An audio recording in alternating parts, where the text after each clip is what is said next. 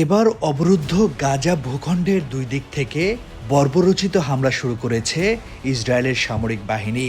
দেশটির সামরিক বাহিনী জানিয়েছে, দক্ষিণ গাজার রাফা এলাকায় স্থল অভিযান চলছে এবং সেনারা উত্তরে বেইত লাহিয়া শহরের কাছাকাছি ও কেন্দ্রীয় অঞ্চলের দিকে এগিয়ে যাচ্ছে। প্রায় 2 মাসের যুদ্ধবিরতির পর গাজায় আবারও ইসরায়েলের আক্রমণ নিয়ে হামাসকে দোষারোপ করেছেন হোয়াইট হাউসের প্রেস সেক্রেটারি ক্যারোলিন লেভিট। তিনি বলেন, প্রেসিডেন্ট ট্রাম্প এটা স্পষ্ট করে দিয়েছেন যে তিনি চান সব জিম্মি ফিরে আসুক। লেভিট জানিয়েছেন, ইসরায়েল এবং ইসরায়েলের প্রতিরক্ষা বাহিনী সম্প্রতি যে পদক্ষেপ নিয়েছে তার প্রতি ট্রাম্প পূর্ণ সমর্থন দিয়েছেন। এদিকে গাজায় যুদ্ধবিরতি চুক্তি লঙ্ঘনের জন্য হামাসকে নয়, ইসরায়েলি প্রধানমন্ত্রী বেনিয়ামিন নেতানিয়াহুর সরকারকে অভিযুক্ত করেছে দেশটির দৈনিক হারেজ। হারেজ এক সম্পাদকীয়তে বলেছে, চুক্তি বাস্তবায়ন এবং জিম্মিদের প্রত্যাবর্তনে বাধা দিচ্ছে ইসরায়েল, হামাস নয়।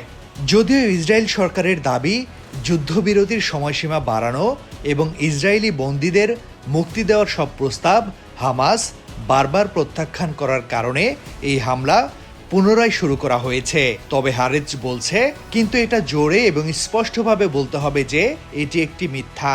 হামাস নয়, ইসরায়েলি চুক্তি লঙ্ঘন করেছে। এদিকে ইসরায়েলি বাহিনী জানিয়েছে, গাজায় তাদের সামরিক অভিযান অব্যাহত রাখবে।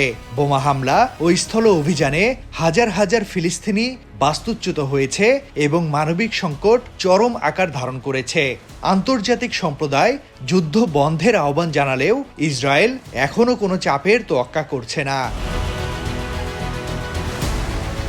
গাজায় ইসরায়েল যে গণহত্যা চালিয়ে যাচ্ছে তা থামাতে আরব লীগ ও ইসলামিক সহযোগিতা সংস্থার জরুরি পদক্ষেপ নেওয়া উচিত। শুক্রবার ভোরে এক বিবৃতিতে একথা জানিয়েছে ফিলিস্তিনি স্বাধীনতাকামী সংগঠন হামাস।